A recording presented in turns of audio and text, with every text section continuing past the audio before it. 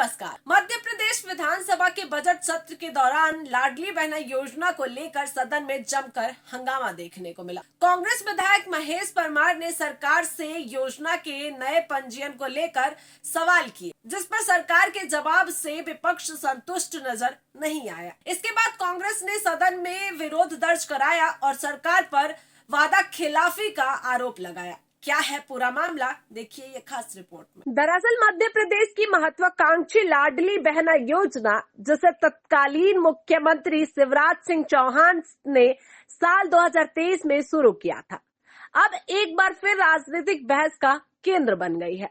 विधानसभा के बजट सत्र के दौरान कांग्रेस विधायक महेश परमार ने सवाल उठाया कि सरकार नए पंजीयन कब शुरू करेगी और कितनी नई महिलाओं को योजना का लाभ दिया जाएगा। जवाब में महिला एवं बाल विकास विभाग की ओर से बताया गया कि फिलहाल सरकार का ध्यान पहले से पंजीकृत लगभग 1.29 करोड़ महिलाओं को नियमित भुगतान सुनिश्चित करने पर है। नए पंजीयन को लेकर कोई निश्चित तारीख घोषित नहीं की गई है। सरकार के इस जवाब के बाद कांग्रेस ने आरोप लगाया कि चुनाव से पहले बड़े वादे किए गए थे, लेकिन अब नए लाभार्थियों को जोड़ा नहीं जा रहा है। कांग्रेस विधायकों ने इसे महिला के साथ धोखा बताते हुए सदन में विरोध जताया। वहीं सरकार की ओर से कहा गया कि योजना लगातार संचालित है और आर्थिक संसाधनों के अनुसार आगे विस्तार पर विचार किया जाएगा। गौरतलब है कि इस योजना के तहत पात्र महिलाओं को हर महीने आर्थिक सहायता दी जाती है,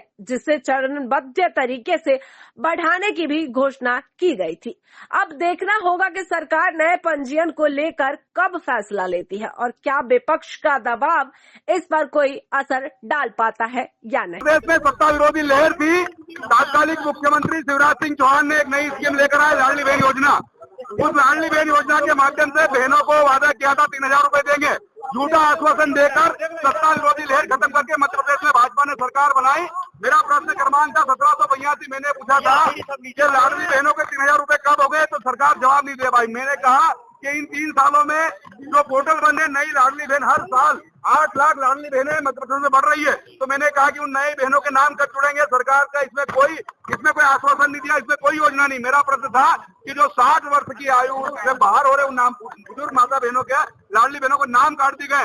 बुजुर्ग अवस्था में सबसे ज्यादा लाडली बहनों को आर्थिक व्यवस्था की जरूरत है, तो ना तो 3000 रुपए बढ़ाने की सरकार ने बात कही, ना नए पोर्टल चालू करने की बात कही, ना जो जिन बहनों के नाम कटे उन बहनों के नाम जोड़ने की बात हुई। तो ये सरकार झूठ बोलकर आदरणीय शिवराज सिंह चौहान जी ने और ये मोहन यादव सरकार सिर्फ लाडली बहनों को, इनके मंत्री करण सिंह वर्मा कहते हैं कि जो लाडली बहनें जवाब मीटिंग में नहीं आएगी उनका नाम काट देंगे।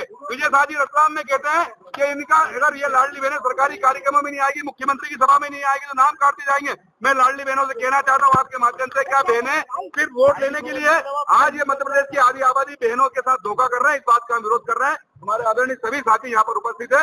आज सिर्फ बहनों को वोट लेते समय बहनों की याद आती है, वोट लेने के बाद बहनों को ये लोग भूल जाते हैं। पंजीयन और नया पंजीयन चालू बंद है, ये स्वीकार किया माननीय मंत्री ने, स्वयं मुख्यमंत्री को खड़े होकर बोलना पड़ा। तो नया पंजीयन चालू करने का कोई जवाब दिया। हमारे 2 साथी विधायकों ने, परमार जी और सिकरवार जी ने पूछा कि पंजीयन नए के पंजीयन कब चालू होंगे। नई लाडली बहना क्या वो लाडली बहना नहीं है? क्या उनको अधिकार नहीं होना चाहिए 1500 मिले? सरकार नई लाडली बहना जो 18 साल की हुई उनको नहीं देना चाहिए। सरकार ने आज सदन में जिस प्रकार से गोलमाल जवाब दिया, इससे स्पष्ट है